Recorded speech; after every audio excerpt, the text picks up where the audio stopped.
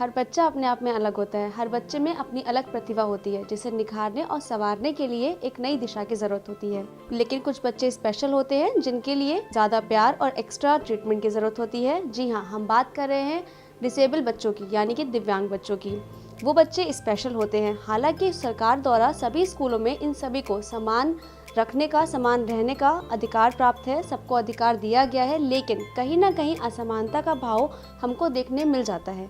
इसी असमानता को दूर करने के लिए, या यूँ कहिए कि खत्म करने के लिए, एक अध्यापिका अथक प्रयासरत है। तो चलिए करते हैं खास मुलाकात हमारी आज की खास मेहमान दीपमाला पांडे जी से, जो कि वन टीचर वन कॉल की फाउंडर भी हैं और साथ ही ऐसे डिसेबल बच्चों को स्कूल तक लाने का कार्य करती हैं और साथ ही उन्हें बहुत ही अच्छी एजुकेशन भी प्रोवाइड करती हैं। नमस्कार। स्वागत है आपका वीएम डिजिटल के स्पेशल कार्यक्रम आपकी बात में। कैसी हैं आप? मैं अच्छी हूँ। मैम, मेरा पहला सवाल आपसे ये रहेगा कि ये one teacher one call programme क्या है? वन टीचर वन कॉल एक मूवमेंट है स्पेशल बच्चों के एडमिशन और इंक्लूज़न को लेकर के, कि जो हमारे दिव्यांग बच्चे होते हैं उनका किसी न किसी वजह से आप उसे पेरेंट की अवेयरनेस में कमी समझ लीजिए, मोटिवेशन में कमी समझ लीजिए, जिसकी वजह से, या कभी कभी टीचर्स जो होते हैं वो खुद को इतना कैपेबल नहीं समझते, वो कमी समझ लीजिए। इन सब की वजह से इन बच्चों का एडमिशन जो है वो कम हो जाता है।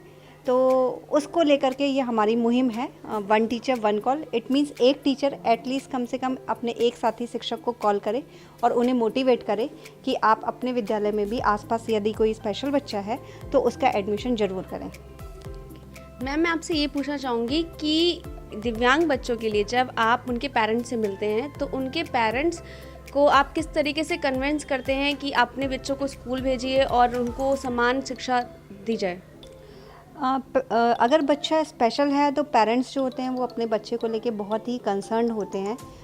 स्कूल भेजने के लिए, स्पेशल स्कूल में भेजना तो वो एक बार को प्रेफर करते हैं कि वहाँ पे उन्हें एक प्रॉपर एनवायरनमेंट मिला हुआ है, लेकिन नॉर्मल स्कूल्स में वो भेजने से डरते हैं कि कहीं उनके बच्चे को चोट ना लग जाए, या फिर जो बच्चा है किसी और कोई और बच्चे उसके साथ बुली ना करे, बच्चा कंफर्टेबल फील ना करे।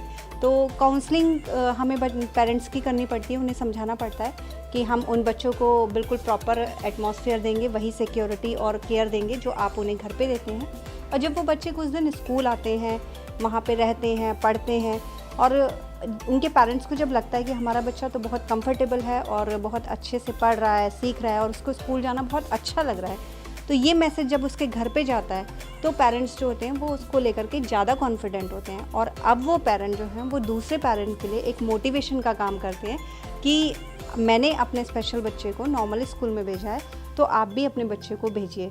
तो इस तरीके से पेरेंट्स भी पेरेंट्स को मोटिवेट करते हैं। तो मैम, ये बताइए कि बच्चों को जब आप स्कूल में आते हैं तो उनको कोई स्पेशल एजुकेशन देते हैं या फिर सभी बच्चों के जैसा समान एजुकेशन देते हैं, इक्वल एजुकेशन उनको दी जाती है, या फिर कोई स्पेशल क्लासेस लगाई जाती हैं या फिर कोई एक्स्ट्रा एक्टिविटीज़ कराई जाती हूँ? जो स्पेशल बच्चे होते हैं उनके लिए पहले तो यही अवधारणा थी कि उन्हें स्पेशल स्कूल्स में भेजना है, जहाँ पे एक प्रॉपर एनवायरनमेंट होता है, इंफ्रास्ट्रक्चर होता है उन बच्चों के लिए, और उनके साथी जो बच्चे होते हैं वो भी लगभग उनके जैसे ही होते हैं। लेकिन अभी आरटी 2009 के अकॉर्डिंग ये है कि जो हमारे स्पेशल बच्चे हैं वो भी नॉर्मल बच्चों के साथ बैठ कर के सेम क्लासरूम में ही पढ़ेंगे। तो इंफ्रास्ट्रक्चर्स में तो हम कुछ बच्चों के लिए उनकी ज़रूरतों के हिसाब से रैंप है, रेलिंग है, ईजी एक्सेस है टॉयलेट के लिए, ड्रिंकिंग वाटर के लिए, और इसके साथ ही अगर उन्हें कुछ इक्विपमेंट चाहिए, हियरिंग एड चाहिए, ट्राईसाइकिल चाहिए, तो वो चीज़ें तो अरेंज करवाते हैं। लेकिन क्लासरूम एनवायरनमेंट जो होता है वो सब बच्चों के लिए सेम होता है। वो सभी बच्चों के साथ ही बैठते हैं, अपने जिन पड़ोसियों के साथ वो खेलते हैं उन्हीं पड़ोसी बच्चों के साथ वो क्लासरूम अपना शेयर करते हैं, सारी एक्टिविटीज़ शेयर करते हैं। थोड़ी सी उनकी एक्टिविटीज़ जो होती हैं उस पर हमें फोकस करना पड़ता है कि किस तरीके से, अगर वर्कशीट का ही एग्जांपल लें तो हम वर्कशीट अगर सब बच्चों के लिए बना रहे हैं तो स्पेशल बच्चे के लिए भी बनाएंगे, और अगर वो इंटेलेक्चुअल डिसेबिलिटी है उसको, बच्चे को किसी भी तरह की, तो उसकी वर्कशीट थोड़ी सी स्पेसिफिक कर देते हैं। तो वर्कशीट तो हर बच्चा करता है, लेकिन वो अपनी स्पेसिफिक वर्कशीट करता है, तो उस बच्चे को ये नहीं पता होता कि मेरी वर्कशीट स्पेसिफिक है, और बाकी बच्चों को भी ये लगता है कि ये भी हमारी तरह ही वर्कशीट कर रहा है। तो थोड़े से स्ट्रैटेजीज़ हमारी होती हैं क्लासरूम में स्ट्रैटेजीज़, लेकिन वो स्ट्रैटेजीज़ ऐसा नहीं होता कि हम बच्चों को पता लगने दें कि हाँ आप कुछ स्पेशल हो। वो नॉर्मल बच्चों की तरह ही क्लासरूम एक्टिविटीज़ में पार्टिसिपेट करते हैं। मैम ये बताइए कि बच्चों को स्कूल तक लाने में आपको कौन कौन सी प्रॉब्लम्स देखनी पड़ती हैं, मतलब जो यूजुअली कॉमन प्रॉब्लम्स होती हैं? तो सबसे पहला हिंड्रेंस जो होता है वो पेरेंट्स का ही एटीट्यूड हो सकता है, सोसाइटी का एटीट्यूड भी होता है कि कभी कभी जो नॉर्मल बच्चे हैं उनके पेरेंट्स भी ये सोच सकते हैं कि एक स्पेशल बच्चा जो है वो हमारे बच्चों के साथ पढ़ रहा है, तो उसकी वजह से ऐसा ना हो कि हमारे बच्चों की पढ़ाई में कुछ डिस्टर्बेंस हो। तो सोसाइटी का एटीट्यूड है, इसके साथ साथ टीचर्स अगर कैपेबल नहीं है तो वो भी एक हिंड्रेंस होता है। लेकिन इन सारी चीज़ों को हम एक साथ मिला करके इनके सॉल्यूशंस निकालते हैं, अवेयरनेस क्रिएट करते हैं पेरेंट के लिए भी जो जिनका बच्चा स्पेशल है, और नॉर्मल जो बच्चे हैं उनके पेरेंट्स को भी एक साथ ही हम मोटिवेट करते हैं ताकि दोनों ही एक दूसरे को समझ सकें। और इसके साथ ही साथ टीचर्स जो होते हैं उनकी कैपेसिटी बिल्डिंग के लिए स्पेशल एजुकेटर्स होते हैं, उन स्पेशल एजुकेटर्स की हम हेल्प लेते हैं जो हमें बताते हैं कि आप इन बच्चों को किस तरीके से पढ़ा सकते हैं। और अपने स्तर पे भी हम कई सारे वेबिनार्स वगैरह अरेंज करते रहते हैं जिससे कि टीचर्स की कैपेसिटी बिल्डिंग हो सके कि वो अगर बच्चा ब्लाइंड है, एमआर है या डेफ एंड डम्ब है तो उसको वो किस तरीके से एकेडमिकली पढ़ा सकते हैं। जैसे कि आप इस मुहिम की डायरेक्टर हैं, आपने ये मुहिम स्टार्ट करी है, तो आप ही के साथ और कितने टीचर्स हैं जो इस मुहिम में आपका साथ दे रहे हैं? इस मुहिम में लगभग 350 टीचर्स पहले थे हमारे, और अब हम जोड़ने के लिए गूगल फॉर्म्स यूज़ करते हैं, तो अब हमारे टीचर्स की संख्या बढ़ चुकी है। और इसमें टीचर्स के साथ साथ अब पब्लिक डोमेन पे भी हम काम कर रहे हैं, तो काफ़ी सारा पब्लिक सोसाइटी का सपोर्ट जो है वो हमें मिल रहा है। डिफरेंट डॉक्टर्स हैं, आईटी प्रोफेशन से हैं, वो भी हमसे जुड़ रहे हैं और वो हमारे लिए वेबिनार्स भी अरेंज करते हैं, कुछ टेक्निकल वर्क्स होते हैं तो वो भी हमारे लिए वो कर देते हैं।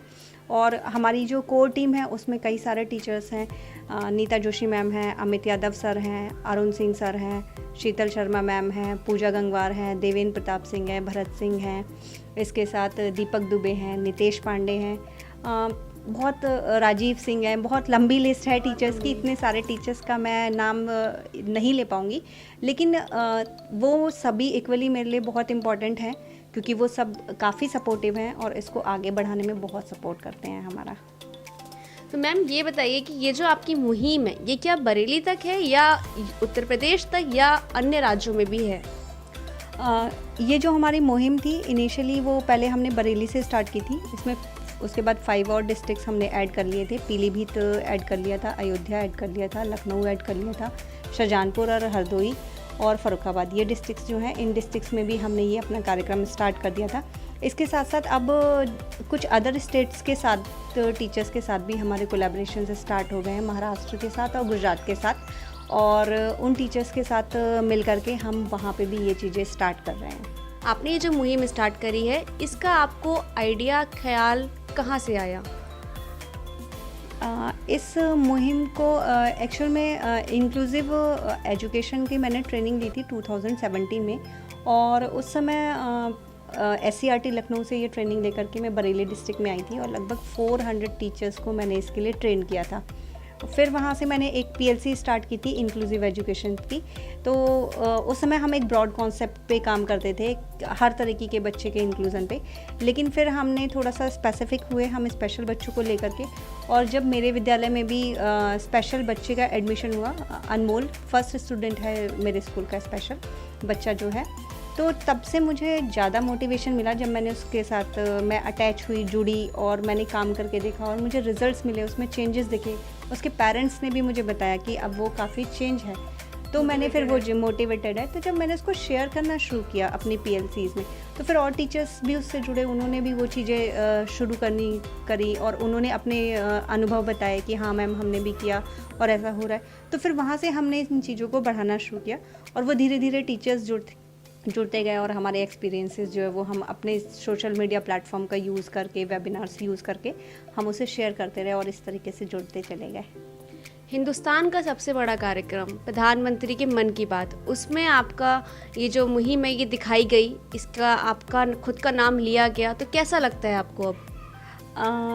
मेरे लिए और मेरी सारी टीम के लिए, सभी के लिए बहुत गर्व की बात है कि हमारा एक जो छोटी सी मुहिम हमने स्टार्ट की थी बच्चों को लेकर के, वो इतने बड़े स्तर पे उसकी सराहना हुई है। और मैं माननीय प्रधानमंत्री जी की तहे दिल से शुक्रगुज़ार हूँ और मैं हमेशा चाहूँगी कि उनका और हमारे मुख्यमंत्री जी का, सभी का हमें हमेशा इसी तरीके से सहयोग मिलता रहे ताकि हम और बच्चों को सर्व कर सकें और सोसाइटी के लिए हम कुछ और अच्छा बेहतर काम कर सकें। कि अगर कोई बच्चा डिसेबल जो कि हमें मिलता है तो हम उसको आप तक कैसे पहुंचा सकते हैं? जी, अगर आपको या किसी को भी कोई बच्चा इस तरह का मिलता है और आपको उसके लिए कोई भी जानकारी चाहिए, सुविधा चाहिए, तो उसके लिए हमारी वेबसाइट है www.oneteacheroneCall.com। आप उस पे जाइए, आप हमें कांटेक्ट कर सकते हैं, हम किस तरीके से काम करते हैं वो आप देख सकते हैं।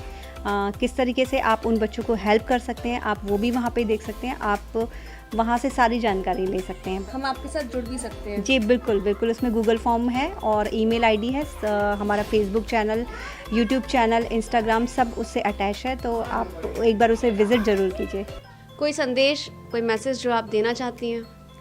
जी बिल्कुल, मैं सभी से यही कहना चाहूँगी, ना सिर्फ टीचर्स से बल्कि सभी से कहना चाहूँगी कि आप इस मुहिम से जुड़िए।